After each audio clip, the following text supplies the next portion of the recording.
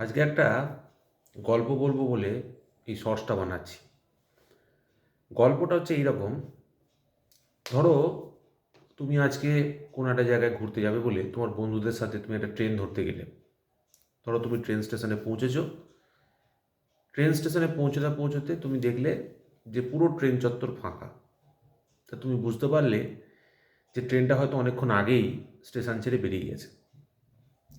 এমন অবস্থায় তুমি তোমার বন্ধুদের সাথে মিলে একটা পাশের চায়ের দোকানে দাদাকে জিজ্ঞেস করলে, দাদা ট্রেনটা কখন গেল?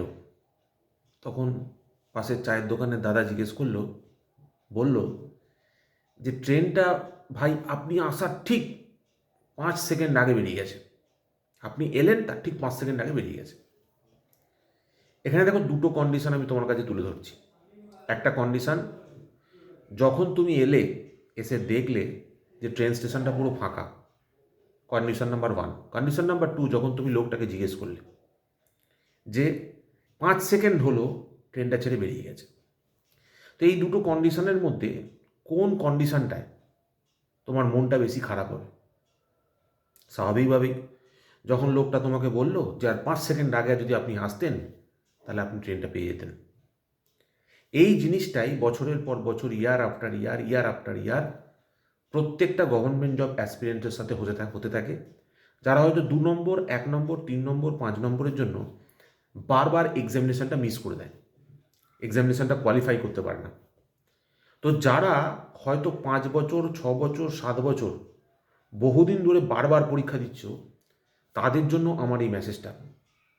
দেখো, ট্রেনটা যদি তুমি যখন আসলে তার থেকে 20 মিনিট আগে যদি বেরিয়ে গিয়ে থাকে, তাহলেও যেমন ট্রেনটা মিস হয়, ঠিক তেমন 5 সেকেন্ড আসলেও ট্রেনটা মিস হয়।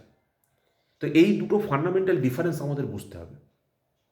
এই বোঝানোর মধ্যে দিয়ে আমি যেটা বলতে চাইছি সেটা হচ্ছে, কোনো একটা স্টুডেন্ট যদি খুব অল্প সময়ের মধ্যে এক্সামিনেশান ক্র্যাক করতে পারে, কোনো একটা এক্সামিনেশান কোনো একটা স্টুডেন্ট হয়তো অনেক বেশি সময় নিয়ে নিতে পারে, কিন্তু সেটা কত বেশি সেটা তোমাদেরকে ডিসাইড করতে হবে।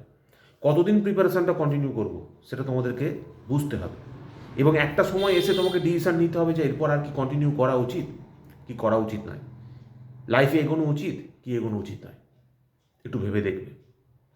ট্রেন দুটো বারই মিস হয়েছে। তোমার হয়তো কাট অফ মার্কস 2-এর জন্য তুমি বাদ পড়ে গেছো, কখনো হয়তো কাট অফ মার্কস 20-র জন্য বাদ পড়ে গেছো। দুটো কেসেই তুমি বাদ পড়েছো। তো বারবার যদি তুমি 2 নম্বরের জন্য বাদ পড়ো তাহলেও সেটা বাদ পড়া হয়, আর বারবার যদি 20 নম্বরের জন্য হয় তো সেটাও বাদ পড়াই হয়। ভেবে দেখবে একবার কি বললাম।